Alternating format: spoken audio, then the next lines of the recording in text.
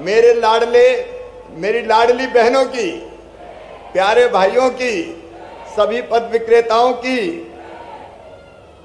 मेरी बहुत इच्छा थी कि हाथ ठेला में रख के सामान बेचने वाले, फुटपाथ पर सामान बेचने वाले, गुमटी में रख के सामान बेचने वाले मेरे भाई और बहनों से एक बार यहाँ आके बात करूं। और आज मैं बहुत खुश हूं आपसे मिलके। आपको भी मुझसे मिलके खुशी है कि नहीं? तो आप सबका मैं यहाँ स्वागत करता हूं। इस कार्यक्रम में उपस्थित हमारी वरिष्ठ नेता गोविंदपुरा की विधायक बहन श्रीमती कृष्णा गौर जी, हमारे अध्यक्ष मध्य प्रदेश सफाई कर्मचारी आयोग के भाई प्रताप करोसिया जी, केस शिल्पी मंडल के अध्यक्ष नंद किशोर वर्मा जी, हमारे राजेश सिंगोरानी जी, मलय श्रीवास्तव जी एसीएस, हमारे नीरज मंडलोई जी पीएस, भरत यादव जी, बेलवाल जी, अभी दोनों साथी आपके बीच बोल रहे थे, बेटी प्रियंका और पिंटू विश्वकर्मा, और इसके साथ ही यहां लाल परेड ग्राउंड पर उपस्थित मेरे सभी प्रिय बहनों और भाइयों, मैं एक बार फिर ये कह रहा हूं कि मैं सरकार नहीं चलाता, मैं परिवार चलाता हूं। परिवार,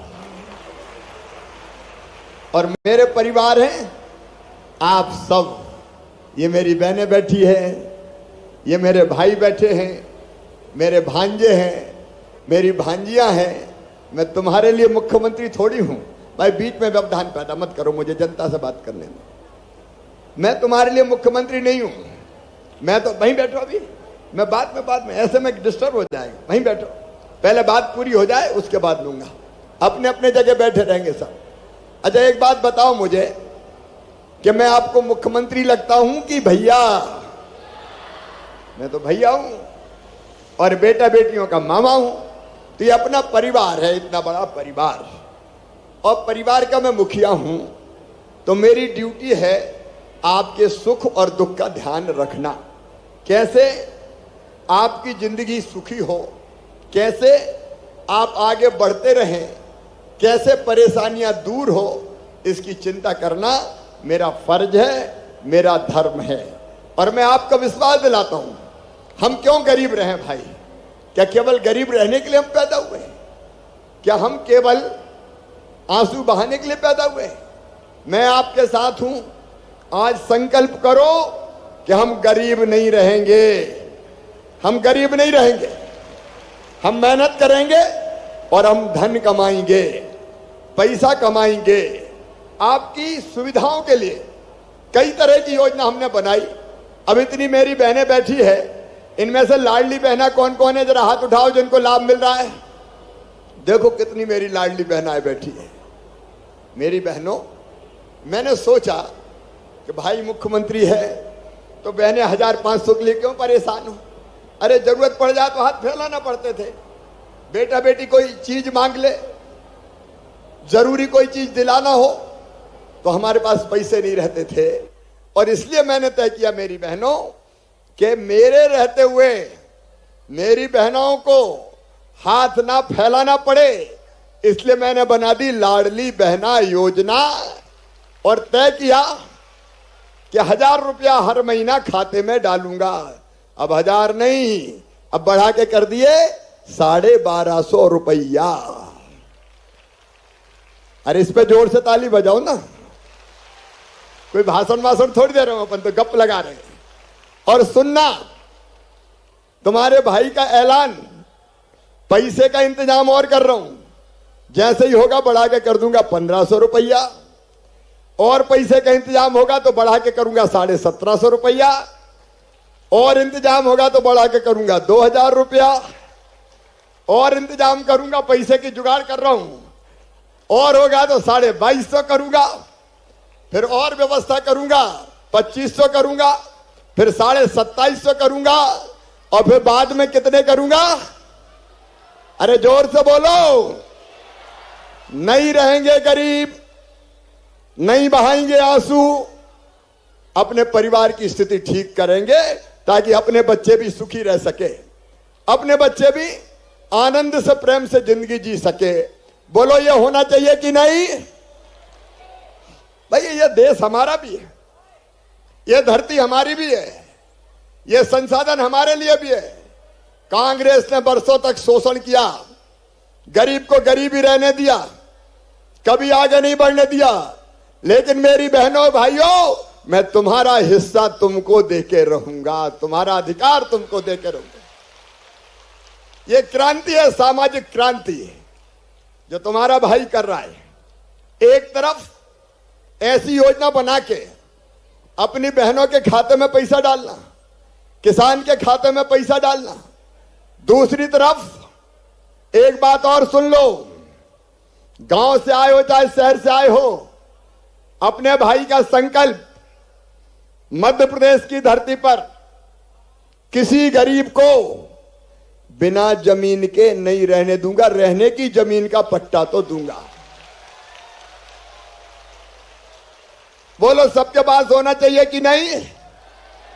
अरे भगवान ने पैदा किया तो इतनी धरती तो दी होगी यार हमें कि जिस पे अपना मकान बना के रह सके।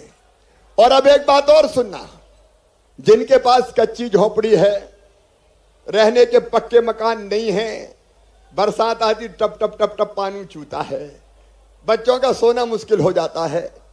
अभी तक प्रधानमंत्री आवास योजना में उनको मकान मिलते थे, तो कई के नाम प्रधानमंत्री आवास योजना में नहीं थे, लेकिन वो गरीब थे।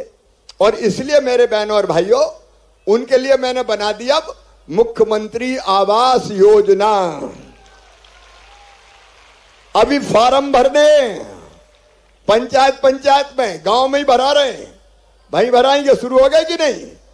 शुरू हो गए तो फार्म भरो, धीरे धीरे पैसा देके सबके मकान बनवाएगा, तुम्हारा भाई छोड़ेगा नहीं। ये व्यवस्था अगर हो जाए तो जिंदगी थोड़ी आसान हो जाए, जिंदगी अपन आराम से जिए। अभी वो रसोई गैस के दाम थोड़े ज्यादा थे, तो जब लाडली बहना के पैसा मिले तो कई बार उनका भैया रसोई गैस बहुत महंगी है, भैया बहुत महंगी है। तो अब मैंने तय कर दिया, लाडली बहनों को और उज्ज्वला रसोई गैस वाली बहनों को 450 में ही रसोई गैस दी जाएगी, बाकी पैसे मैं भरवाऊंगा। बच्चों की जिंदगी आसान हो। और कई बहनें कहती थी भैया बिजली के बिल देख लो, बड़े बड़े आ गए, मरे जा रहे हैं, इतने कहां से भर दें? तो अब वो बड़े बिजली के बिल भाई भरवाएगा, तुम्हारे पास छोटे बिल आएंगे। अब एक बार वो भी मैं भरवाऊंगा। बेटा बेटियों की पढ़ाई का जिम्मा मामा का है। मेरे भांजे भांजी है ना, ढंग से पढ़ाना, पढ़ाने में चूक मत करना। उनकी मेहनत से देखो, वो गांव में रहते और 5वीं पास करके 6वीं में दूसरे गांव जाते तो साइकिल के पैसा देता हूं 4,500 रुपया।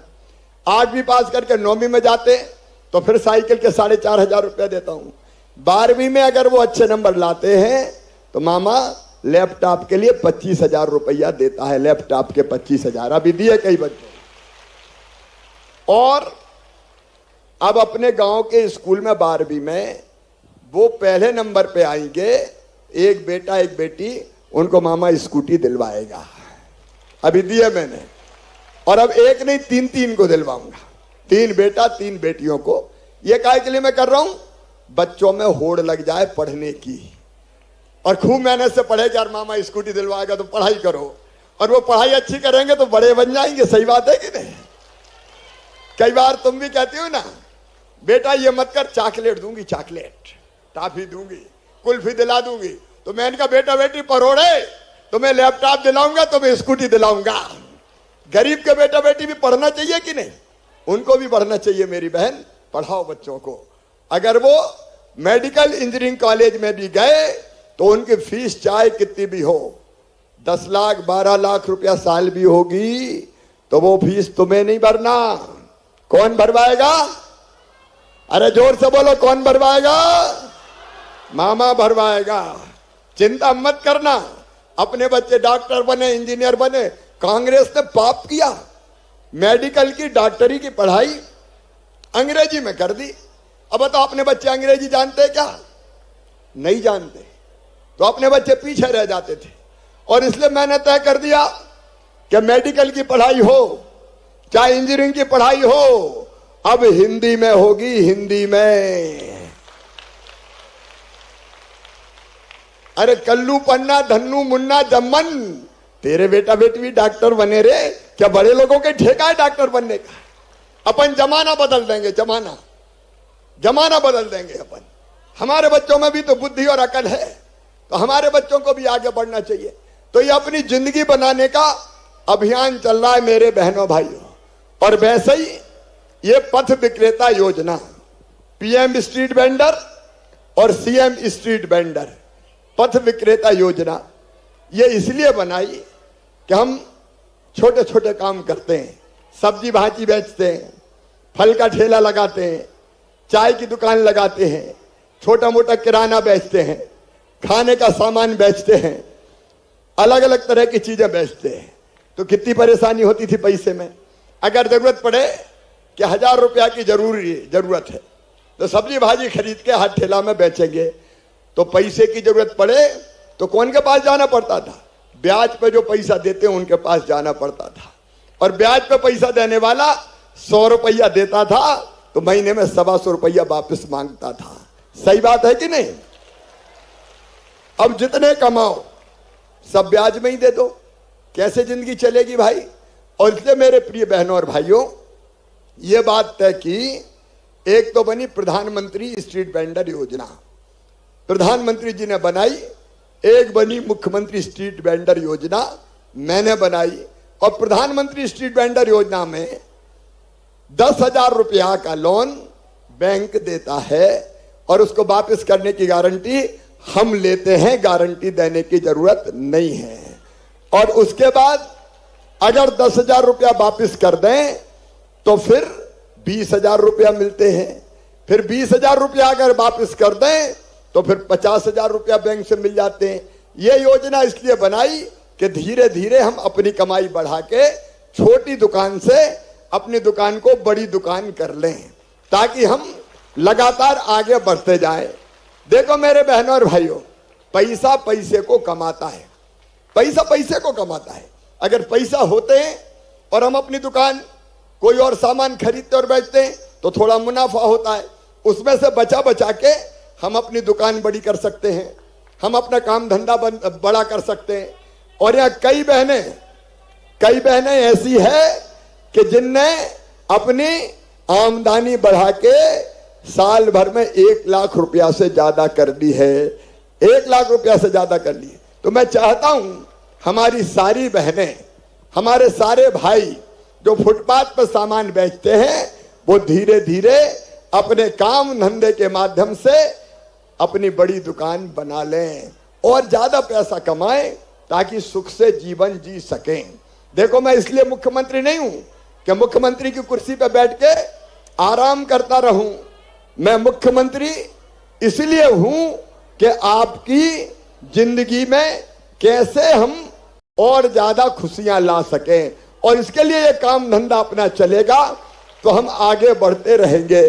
स्ट्रीट वेंडर के साथ सीएम स्ट्रीट वेंडर योजना बनाई, जो गांव में, हमारे गांव में सामान बेचते हैं अलग अलग भाई बहन, उनके लिए। और उनके लिए भी ये योजना है कि पहले 10,000 मिलेंगे, ब्याज मैं भरवाऊंगा ताकि ब्याज का बोझ ना पड़े, बिना ब्याज के देंगे। और 10,000 वापस करेंगे तो फिर 20,000 दिलवाएंगे, और 20,000 वापस करेंगे तो फिर 50,000 दिलवाएंगे।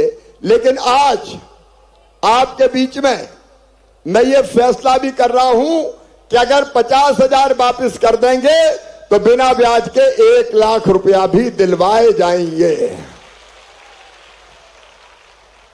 ताकि हम और बड़ा काम खड़ा कर सकें। ये जितने बड़े बड़े लोग हैं, इन्हें भी तो काम धंधा छोटे से ही शुरू किया और छोटे से शुरू करके उसको बड़ा बनाते चले गए। तो मेरे प्रिय बहनों और भाइयों, मैंने आपको यह संदेश देने के लिए ही बुलाया कि हम सरकार की योजना का भी लाभ उठाएं और उसके साथ हम अपनी मेहनत करके भी ज्यादा पैसा कमाएं, ताकि हम सुख से जी सकें, हम आराम से रह सकें। अब कई जगह जब हमारे दुकानदार छोटे छोटे सामान बेचते थे तो तय बजोरी वसूल होती, तय बाजारी, इतने पैसा दो। अब 100 रुपया कमाओ और 40 रुपया वो ही ले लें। नगर निगम में, नगर पालिकाओं में हमने ये निर्देश दे दिए कि अब कहीं भी तय बाजारी वसूल नहीं की जाएगी। अरे वैसे ही गरीब आदमी 100 रुपया कमाए, तुम नहीं ले ले तो गरीब कहां जाएगा भाई। और इसलिए तय बाजारी वसूल करने से मैंने मना कर दिया कि गरीब आदमी बेचे सामान और पैसा कमाए और अपना परिवार चलाए। एक बात और, कई जगह मुझे हमारे पथ विक्रेताओं ने कहा कि हमें पुलिस वाले परेशान करते हैं। कहां ठेला लगा लिया, चल इधर चल उधर। और इक्का दुक्का यही बता रहे थे कि कई बार तो सब्जी भाजी थोड़ी बहुत उठा लेते हैं तो परेशानी होती है। मैं सबकी बात नहीं करता, लेकिन कुछ लोगों ने ये कहा।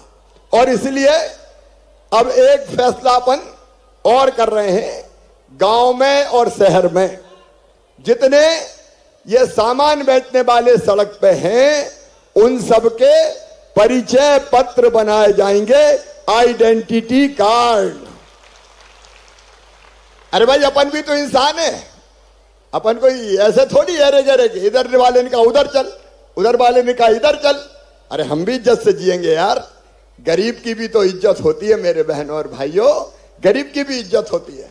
और इसलिए सबको परिचय पत्र बना के दिए जाएंगे ताकि यहां डाले गले में कि मैं राम सिंह पथ विक्रेता, तो पथ विक्रेता की भी इज्जत होनी चाहिए भाई। और कोई प्रशासन के लोग अगर पूछे तो बता दे कि हम ये हैं। होना चाहिए कि नहीं बताओ, सबका होना चाहिए ताकि हम ठीक से इज्जत के साथ अपना काम धंधा कर सके।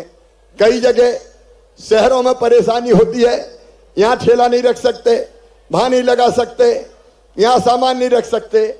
और इसलिए ऐसे सभी भाई बहनों के लिए हाकर्स कॉर्नर बनाए जाएंगे। पहले से सामान बेचने के स्थान अलग अलग जगह जहां सामान बिक सके वो चिन्हित करेंगे ताकि हर कोई परेशान ना कर पाए और अपन इज्जत के साथ अपना काम धंधा कर पाए।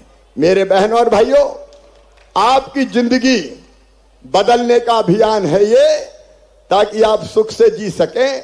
और मैं हूं आपका भाई, मैं हूं बच्चों का मामा, मेरी बहनों का भाई। और मैं इसलिए आया हूं फिर से मुख्यमंत्री बनके कि तुम्हारी जिंदगी सुधार दूं, इसलिए भगवान ने भेजा है मुझे, और कोई दूसरा काम नहीं है मेरा। इसलिए जब तक मेरी सांस चलेगी मैं तुम्हारे लिए जीऊंगा, तुम्हारे लिए, और कभी मरना भी पड़ा तो मरूंगा भी तुम्हारे लिए। तुम्हारी जिंदगी ठीक करके दुनिया से जाऊंगा, ऐसे नहीं जाऊंगा। ताकि हमारे देखो, एक बार सारी व्यवस्था बन गई, उसको कोई फिर तोड़ नहीं सकता, उसको कोई भंग नहीं कर सकता। तो ऐसी व्यवस्था मैं बनाने का प्रयास कर रहा हूं। एक बार मैं फिर आप सब भाई और बहनों का इस पथ विक्रेता सम्मेलन में हृदय से स्वागत करता हूं। मैं फिर बैठक करने वाला हूं बैंकों के साथ, ताकि बैंक वाले ज्यादा घुमाए फिराए नहीं, और उसके मॉनिटरिंग भी करेंगे ताकि आसानी से आपको अपना काम धंधा चलाने के लिए पैसा मिल जाए और आप आगे बढ़ सको। आप सुखी रहो, आप निरोग रहो, आपका मंगल हो, आपका कल्याण हो। और एक बात और, मिलके सब एक रहो। अलग अलग रहते हैं तो परेशान किए जाते हैं, मिलके इकट्ठे हो जाएंगे तो कोई अपना बाल बांका नहीं कर सकता। और घबराना मत, साथ में मैं खड़ा हूं, तुम्हारे साथ मैं खड़ा हूं। तो मैं कहूंगा आवाज दो, आप कहना हम एक हैं। आवाज दो, आवाज दो, आवाज दो। मैं कहूंगा कमाने वाला खाएगा, आप कहना लूटने वाला जाएगा। कमाने वाला, लूटने वाला, अब कमाने वाला खाएगा। जो मेहनत मजदूरी करते हैं, अपना पसीना बहाते हैं, वो खाएंगे। और गड़बड़ करने वाले को मामा नहीं छोड़ेगा, चिंता मत करना। आओ मेरे बहनों और भाइयों, हम मिलकर साथ चलें। मैं आपके संपर्क में रहूंगा, अपना बढ़िया संगठन बनाए और जब भी कोई संकट आएगा मैं तुम्हारे साथ खड़ा रह के उस संकट को समाप्त करूंगा। बोलो हम सब मिलकर एक रहेंगे। तो संकल्प लो सब मिलके कि हम मामा के साथ हैं, भैया के साथ हैं और मिलकर साथ काम करेंगे और आगे बढ़ेंगे। और ये संकल्प लेने के लिए दोनों हाथ ऊपर उठा के, दोनों मुट्ठी बांध के, भारत माता की जय बोल के एक रहने का संकल्प लेंगे। मेरे साथ बोलो भारत माता की, भारत माता की।